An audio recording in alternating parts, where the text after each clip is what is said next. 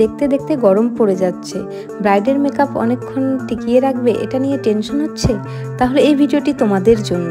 কোনো রকম স্কিপ না করে স্টেপ বাই স্টেপ দেখতে থাকো, আশা করি তোমাদের অনেক হেল্প হবে।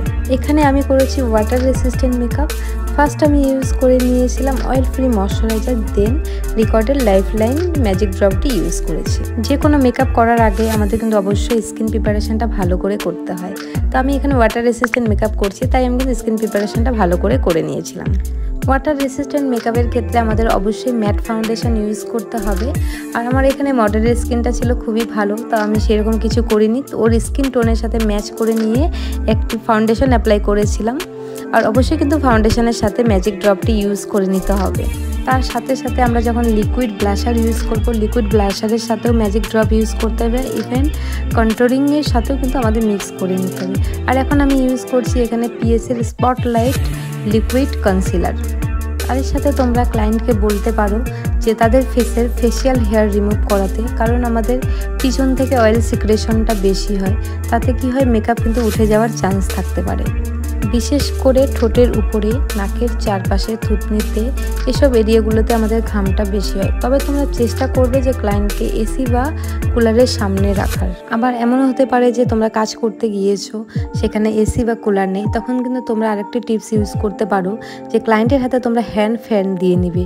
ফেসের কাছে হ্যান্ড ফ্যানটি ধরলে অনেক সময় যে ঘামটা থাকে এক্সট্রা, সেটি কিন্তু ড্রাই হয়ে যায়। ওয়াটার রেসিস্ট্যান্ট মেকআপের ক্ষেত্রে আমাদের কিন্তু খুব ভালো ব্র্যান্ডের কম্প্যাক্ট পাউডার ইউজ করতে হবে। আর ফেসের প্রতিটি জায়গায় কিন্তু ভালো করে অ্যাপ্লাই করে নিতে হবে, যাতে কোনো অংশে বাদ না পড়ে যায়। তারপরে আমাদের ওয়াটার দিয়ে কিন্তু মেকআপটাকে সেট করতে হবে। আবার অনেক সময় এমন হতে পারে কাজ করতে গিয়ে দেখা যায় যে ফেসে প্রচণ্ড ঘাম হচ্ছে, তখন তোমরা টিস্যু পেপার বা কোনো পাউডার পাত দিয়ে হালকা ড্যাব করবে, দেখবে যে ঘামটা আছে টেনে নিয়েছে। এটি আমার ব্রাইডাল মাস্টার ক্লাসের ডেমনস্ট্রেশন লুক ছিল। তো আমার স্টুডেন্টদেরকে অনেক ধরনের আই মেকআপ আমি দেখিয়েছিলাম, আর ওদের এটি ডিমান্ড ছিল যে দিদি আমাদের হাফ কাট ক্রিস আই মেকআপ দেখাও। তো আমি ওদেরকে হাফ কাট ক্রিস আই মেকআপ দেখাচ্ছিলাম। ফেস মেকআপ কমপ্লিট হয়ে যাওয়ার পর আমি ফেসে powder blusher, powder controlling use করে নিয়েছিলাম। আর শেষে ডেলি লাইফ ফরএভার 52 এর সেটিং স্প্রে দিয়ে মেকআপটাকে সেট করেছি। এখন আমি পরিয়ে নিব লিপস্টিক।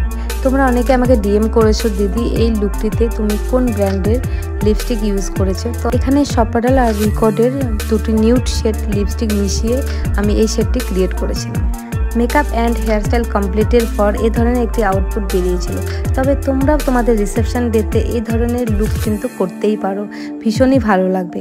তবে তার সাথে সাথে আরেকটি কথা, যে শুধু ভালো মেকআপ করলাম তবেই না, তোমাদের সাথে সাথে কিন্তু ড্রেস অ্যান্ড জুয়েলারি কিন্তু ভালো হতে হবে, তবেই ওভারঅল লুকটি ভালো বেরোবে আর দেখতে ভীষণই গর্জিয়াস লাগবে। আর এই চ্যানেলে যারা নতুন আছে তারা চ্যানেলটিকে সাবস্ক্রাইব করে দিবে, লাইক কমেন্ট শেয়ার করতে ভুলো না, পাশে থাকা বেল নোটিফিকেশনটি অন করে দিবে। ততক্ষণের জন্য সবাই ভালো থেকো, সুস্থ থেকো। দেখা হবে আবার নেক্সট কোনো সুন্দর ব্লগ ভিডিওতে। ততক্ষণের জন্য বাই।